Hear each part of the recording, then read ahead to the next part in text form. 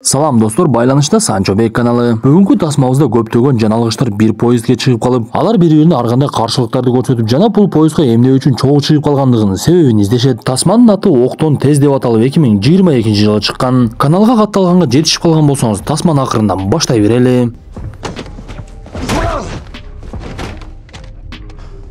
Достор, эгер сиз тасманы Москва жергесинен көрүп жаткан болсоңуз, сизге бир нерсени айта кетели. Бөтөн элде документтериңиз таза болбосо, жаман кокустар болуп кетиши толук ыктымал. Ошондуктан документ маселесинде татаалдыктар жаралып жаткан болсо, Иса мырзага кайрылыңыз. Ал сизге эмгек келишими, медициналык китепче, ИНН, паспортуңуздун көчүрмөсү жана башка ушул сыяктуу документтериңизди бүтүрүп бергенге даяр. Анан дагы сиздин кара тизмеде жок экениңизди же болбосо айып пулдарыңыз тууралуу маалыматтарды алып берет. Ошондуктан +7 901 547 86 17 номерлерине коңгуроо кылып, биз Санчо Бек каналынан келдик деп башты бийик көтөрүп кайрыла бериңиздер.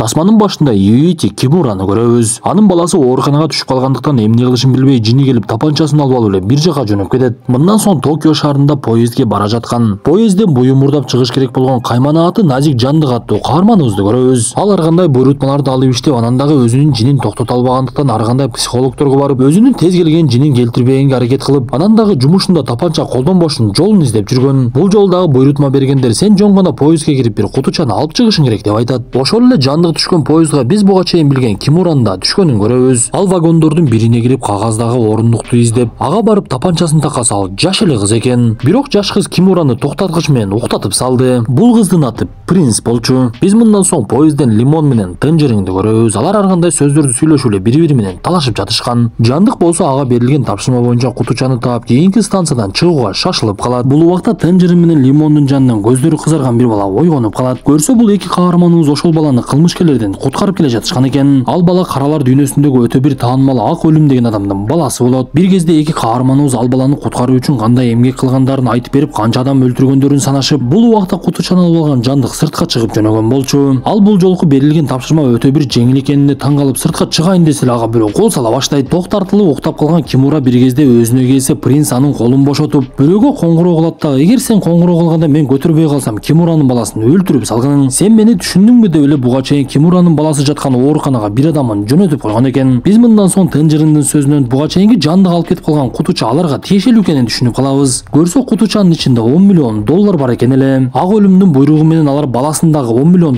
да алып келиш керек болчу. Эми кутучаны жоготкон экөө эмне кылышын билбей эле Ак өлүм аябай мыкаач экенин билесиң, ал бизди жок кылат го деп эле сүйлөшө башташат. Бул убакта өзүнө толук келген Кимурага Принц өзүнүн максатын айта баштайт. Сен Ак өлүмдүн колунда иштегениңди билем, мен Ак өлүмдү өлтүрүшүм керек. Сен ушул нерсеге мага жардам бересиң. Көп эле кабатыр ала бербечи, баары жакшы болот деп колундагы Капаланба деген китепти алып окуусун уланта берет. Биз бул убакта Тенжерин менен Лимон айласы кетип кайрадан ордуларына келсе, Ак өлүмдүн баласы көздөрүнөн кан агып өлүп калганын көрөбүз. Бул убакта Жандык дагы кол салган адам менен мушташып жаткан болчу. Ал кол салган адам сен менин жашоомду бузуп койдуң, мен дагы сенен өч аламын. Кайда качпагын, мен сени таап алам деп эле кол салуусун уланта берсе, Жандык эч нерсени түшүнбөй калды. Анткени ал кол салып жаткан адамды тааныган дагы эмес. Анда кол салган адам өзүнүн бычагын өзүнө сайып алып ошол жерде өлүп калып, эчтекени түшүнбөй калган Жандык ал жерди тазалап, бул кол салган адам ким экенин тааный албай эле отуруп калат. Бул убакта эки каарманыбыз дагы өлүп калган баланын беттериндеги канды тазалап, аны уктап жаткан ысмал кылып эле олтургузуп коюшту. Андан соң алар чыга турган эшиктерге барып, кутучаны ким көтөрүп жүргөн болсо өлтүрөбүз деп даярдана башташты. Бул убакта сыртка шашылып калган Жандык ал жерде Лимон тапанчасы менен турганын көрүп, кайрадан ичкериге качып кирип кетсе, поезд дагы ордунан жылып кетет. Мындан соң Жандык өлүп калган адамдын уюлдук аппаратын алып, өзүнө буйрутма берген адам менен сүйлөшүп кетип бара жаткан жерден анын сөзүн китеп окуп жаткан Принц угуп калат. Ал дароо эле Жандыктын кутучаны бекитип койгонун түшүндү да, ал бекиткен жерден барып эле таап алды. Суягы бул кичинекей кыз көрүнгөн менен өтө эле жөнөкөй эмес окшойт. Бир кезде Жандык Лимондун жанына олтуруп, мен олтургучтун астында сага тапанча такап турам. Ошондуктан ордуңдан кыймылдаба, мен кутуча силердики экенин түшүнүп калдым. Ошондуктан кутучаны силерге кайтарып берейин. Силер мени өлтүрбөгүлө. Силер дагы кутучаны ээсине кайтарып берсеңер, ал силерди өлтүрбөйт да. Ошентип силер дагы биз дагы тирүү калып бактылуу болобуз. Сен Лимондун жини келип, сен кутучаны бергениң менен Ак өлүмдүн баласын өлтүрүп койбодуңбу десе, Жандык эч нерсени түшүнбөй эле карап калса, Лимон аны менен дароо эле мушташа баштайт.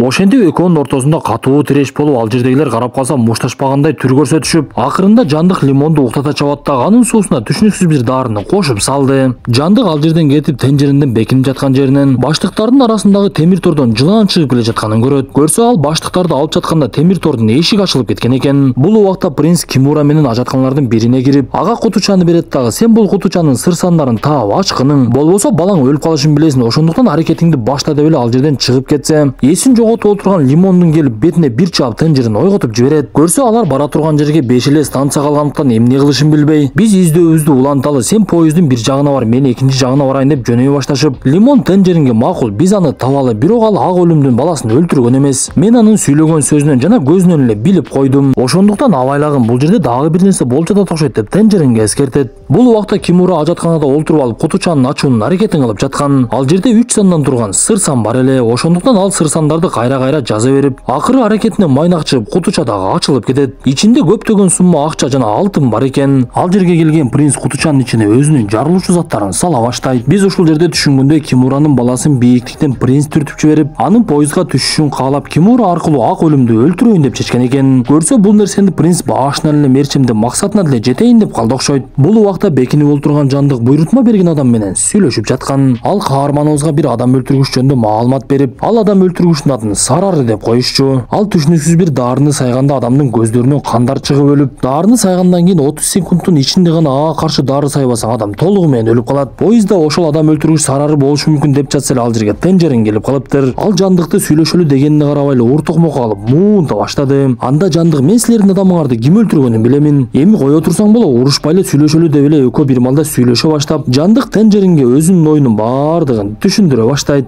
Бул убакта кутучаны издеп жүргөн лимон принц менен Кимурага жолугуп калды. Ал буга чейин тенжеринге айткандай адамдарды бир карап эле алардын көзүнөн калп айтып жатабы же чын айтып жатабы билип алат эле. Ошондуктан принцтин сүйлөп жатканынан байкап эле анын калпычы экенин түшүнүп, аларга дароо эле тапанчасын такай баштайт. Ошентип тенжерин менен Жандык сүйлөшүп жаткан жерден поезд дагы бир станцияга келип токтоп, эшиги ачылып жабылайын деп калган мезгилде каарманыбыз тенжеринди бир тээп эле сыртка чыгарып салды. Бул убакта тапанчасын такап турган лимон Жандык дары кошуп койгон сууну иче баштайт. Анда принц ыйлагандай болуп: "Бул байке мени уурдап кетти. Ал мени коркутуп жатат" десе, лимон Кимураны атып өлтүрүп салат. Андан соң алар Кимуранын денесин ажаткананын бирине бекитип жаткан кезде, лимон принцтин баштыгынан тапанча көрүп калып, анын чындыгында ким экенин билип, аны өлтүрөйүн деп калган кезде эле жанагы суудагы дары таасир этип лимон артына жыгылып түшөт. Эчтекени түшүнбөй калган принц тапанчаны алат дагы аны атып өлтүрүп салды. Бул убакта Жандык кайрадан келип бекиткен жеринен кутучаны таап алган болчу. Көрсө принц жардыруучу затты салгандан кийин кайрадан эле ордуна коюп коюптур. Ал буга чейин өлтүргөн адамдын чөнтөгүнөн Сарарынын сүрөтүн таап, анын ким экенин билейин деп жатса, эшекти айтсаң кулагы көрүнөт дегендей Сарары өзү ошол жерге келип калат. Бир маалда ал дагы кутуча меники деп эле Жандыкка кол салып, экөөнүн ортосунда катуу мушташ башталат. Биз ушул жерде лимон менен тенжерин алып бара жаткан ак өлүмдүн баласын так эле ушул Сарары өлтүргөнүн түшүнүп калабыз. Ал жанагы көздөн кан чыгара турган дарысын Жандыкка сайганга аракет кылып, бирок Жандык шамдагайлык кылып ал дарыны өзүнө сайып салды. Ошентип арадан 30 секунд өтүп жанагы дары ишке киришип, өзү казган көргө өзү түшкөн Сарары ошол жерде жан берип өлүп калат. Биз мындан соң поезддан түшүп калган тенжериндин поезддин ичинде жүргөнүн көрөбүз. Ал көрсө чуркап келип поездге жабышып алып, анын терезесин сындырып кирип, басып бара жаткан жерден кандарды байкайт да лимондун өлүгүн көрүп калды. Ушунча адам өлтүрүп көзүнө эч жаш келбеген тенжериндин лимондун өлүгүн көргөндө көзүнө жаш тегеренди окшойт. Биз мындан соң буга чейин бошонуп кеткен жылаан дагы деле сойлоп жүргөндүгүн көрөбүз. Тенжеринге ак өлүм коңгуроо кылып: "Силер менин баламды дагы жок кылыпсыңар. Кутучадагы акчам кайда экени белгисиз. Эми силер Киото станциясына келсеңер, мен силерди өлтүрөмүн. Силерди шашпагыла" десе, жини келген тенжерин билгениңдек кылып алчы дейт. Ал мындан соң вагондордун биринен принцти таап алып: "Мен сени тааныймын, сенде бир бале бар окшойт. Лимонду сен өлтүргөн окшойсуң" деп эле ага тапанча такап турса, ал жерге Жандык дагы келип калып, экөө уруша кетип эле бир кезде тапанча атылып кетип, тенжерин ошол жерде жан берет. Анда принцтин ким экенин билбеген Жандык ага жардам бергенге аракет кылып: "Эч кабатыр болбогон карындашым, мен сага жардам беремин. Баардыгы жакшы болот" десе эле, станциялардын биринде поезд токтогон кезде ал жерге бир адам чыгып эле эки каарманыбыздын жанына олтуруп алды. Анда Жандык: "Жүр башка жака олтуралычы" десе эле, жанагы жылаан анын колун тиштеп алып, каарманыбыз кыйкырган бойдон ал жерден качып жөнөсө, жанагы олтурган аксакал сөз баштап калат. Көрсө бул киши биз буга чейин билген Кимуранын атасы экен. Ал принц жөнөткөн Кимуранын баласын өлтүр деген адамды өзүнүн адамдары менен өлтүртүп, анан дагы принцке: "Сен Кимураны өлтүрө алган жоксуң. Менин ким экенимди билбейт окшойсуң. Мен бул жашоодо көргөн нерсенин бир чекесин дагы көрө элексиң. Мен сени үнүңдөн дароо эле таанып калдым" десе, принц ал жерден качып жөнөйт. Бир кезде жылаандан кутулуп келген Жандыкка аксакал бир окуяны айтып бере баштайт. Ал окуя көрсө ак өлүмгө тиешелүү экен.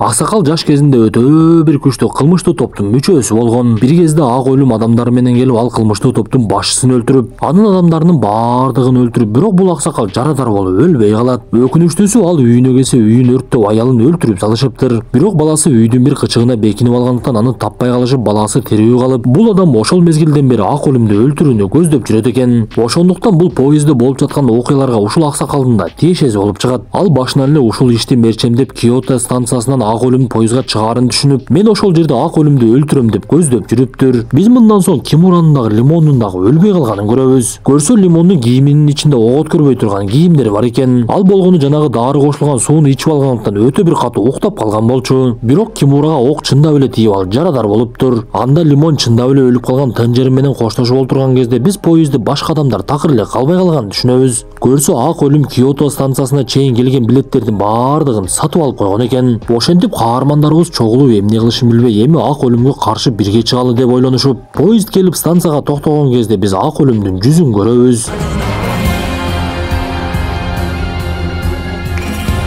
Ал вагондордун бирине кирсе, аны принц тапанчасы менен тосуп алат. Биз ушул жерде түшүнгөндөй принц ошол ак өлүмдүн кызы экен. Көрсө ал өзүнүн бир тууганын өзү өлтүрүп, атасынын көңүлүн өзүнө бурдурайын дептир. Бирок атасы анын тапанчасын оңойлуу алып коет дагы. Жолума тоскоол болбогун деп эле өтүп кетет. Бул убакта ак өлүмдүн адамдарына жандык кутучаны алып чыкса, алар кутучаны ачканга аракет кылып, ак өлүм жандыкка окуянын башын айтып бере баштады. Көрсө буга чейин ак өлүмдүн аялы автокырсыктан өлүп калган экен. Ал аялын өтө катуу жакшы көргөндүктөн ал үчүн өч аламын деп, анын өлүмүнө тиешелүү адамдардын бардыгын бул поездге топтоп коюптур. Анда сенин да балаң өлүп калды го десе, менин аялым ошол балама кетип бара жатып өлгөн болчу. Ошондуктан ал дагы өлүмгө татыктуу болчу деп баласынын өлгөнүнө башын деле оорутпай. Бир кезде анын адамдары кутучаны ача коюп, ал жер жарылып кетип, каарманыбыз кайрадан поезддин ичине ыргып кетет. Ошентип ал жерде эки тарап бири-бири менен мушташ башталып, Лимон болсо поездди от алдырып эле айдап жөнөйт. Бир кезде душмандар бетме-бет келишип бири-бири менен мушташа башташса, Лимон менен жандык поездди токтотуунун аракетин көрүп жатышкан. Лимон ал жерге келген каршылаштары менен мушташып жатып, алардын бирөөсүн түрткөн бойдон эле өзү дагы сууга секирип кетти. Бул убакта өтө катуу бара жаткан поезд жолунан токтобой сыртка чыгып, кырсыкка учурап, андан алыс эмес жердеги айылга барып эле тоголонуп жатып калат. Бир кезде тирүү калган жандык поезддин ичинен чыга келсе, көкүрөгүнө кылыч сайылган ак өлүм дагы өлбөй калыптыр. Ал буга чейинки кызынын колунан алган тапанчаны алып жандыкты атайын деп эле өзү өлүп калат. Көрсө кызы бул тапанчаны атайын артка атыла тургандай кылып ырастап койгон экен. Ошентип жандык Кимура жана анын атасы тирүү калган кезде алардын алдынан принц пайда болду. Я белая смерть! Ошентип бардыгынан кутулган каармандарыбыз бири-бири менен коштошуп кетип жатса, жандыктын жанына анын куратору Мария келип калат. Анда жандык кубанып кетип, сен мени куткарганга келдиңби деп эле көзүнөн жаш тегерене баштайт. Классная тачка. Это да. Кровью не заляпано. Ошентип алар унаасынан да кайрылып, ажалың жетпесе өлбөйт экенсиңер деп сүйлөшүп кетип бара жаткан жерден тасма аягына чыгат. Достор, тасма жакса мыкты белгисин басып оюңуздарды калтырып, анан дагы тааныштарыңыздар менен бөлүшүп коюңуздар. Андыктан кийинки тасмада жолугушканча ден соолукту жакшы карап, ар дайым бири-бирибиз менен жакшы мамиледе бололу.